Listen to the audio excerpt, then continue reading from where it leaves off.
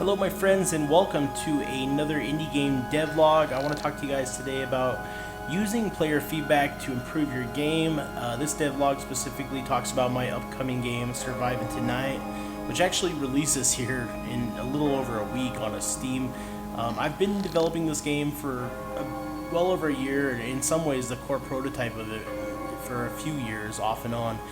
And as the game gets closer and closer to release, luckily I've completed the game's main story and pretty much all the key features of the game.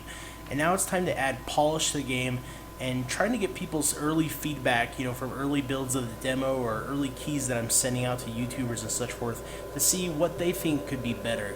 And I've got an amazing amount of feedback. It's crazy how much some of the people that have played the game are willing to write. They write literally like pages worth of feedback for me on all kinds of things that can be improved in this game. And so right off the bat, you can look at the HUD and you can see some obvious changes. If you've seen the previous version of my game, this looks quite a bit better. In the top left, you'll notice that the status bars like the health, stamina, thirst, flashlight have had a pretty major graphical overhaul.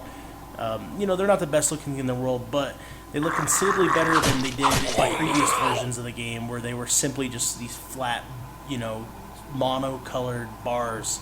Now they've got a little bit of a graphic to them. They're more separate. They look a little bit shinier, like a little bit of glass or something. And then if you look at the bottom right side of the screen, you'll notice that the boring slots, showing your quick slots, have been drastically changed as well. They've been shuffled around a bit. There's kind of a darker themed, kind of a gothic themed skull candle graphic that now encompasses them and kind of makes them pop out a little bit more. And I think that really makes the overall look of the game, player is probably going to be looking at it from a distance. Now, you'll probably notice if you've seen previous versions of this game that there's no longer 4 quick slots, there's now 5. And the first quick slot is something special here.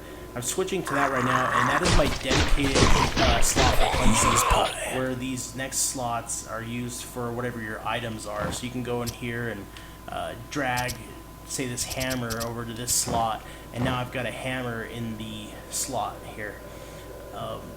And that's fine and dandy, but players were complaining, a lot of the feedback that I've got from multiple people, that it was kind of hard to figure out how to punch, because before you would have to punch by essentially having an opening, a slot that was open. So like I'll drop this knife and now that slot's open and now I'd be able to punch. However, it was just challenging to have to do that all the time. So there's now this dedicated punch button and you don't have to worry about accidentally punching or using items.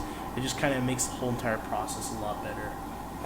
Let's go ahead and drag a shotgun in here and the revolver. I've added a number of new sound effects to the game, and I've also added a number of new blood and gore effects to the zombies. More gore and more of their body parts popping off and spinning around when you kill them. And that combined with the sound effects, the screen shake, the vibration, the control, I just think it makes the whole entire experience just so much more satisfying. So let's... Is that all you got? Yeah. Very satisfying amount of feedback when you end up taking out one of the enemies in this game. Blow that guy up. I think he actually got popped with the shotgun first. Knife still does really good work here. Is that all you got?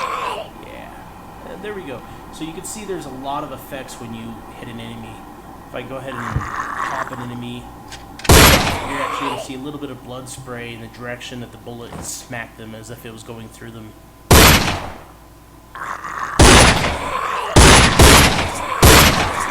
Alright, so friends, I've been working on a lot of other things, mostly some kind of house cleaning items, getting the game ready for its Steam launch.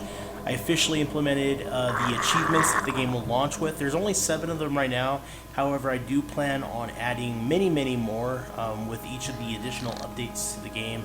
That's the thing about it. After the game releases, I've got a lot of content planned to release after its initial launch. But the full game is ready, essentially, and really, I'm excited to have people try it out. You can wishlist Surviving Tonight on Steam. Just go take a look at it if you'd want to support the game. Otherwise, let me know in the comments what you think about your feedback. Is it always good? Is it helpful to you? Would you like to find more for your game? What do you do with it? And I'll talk to you guys again. And as always, later, my friends.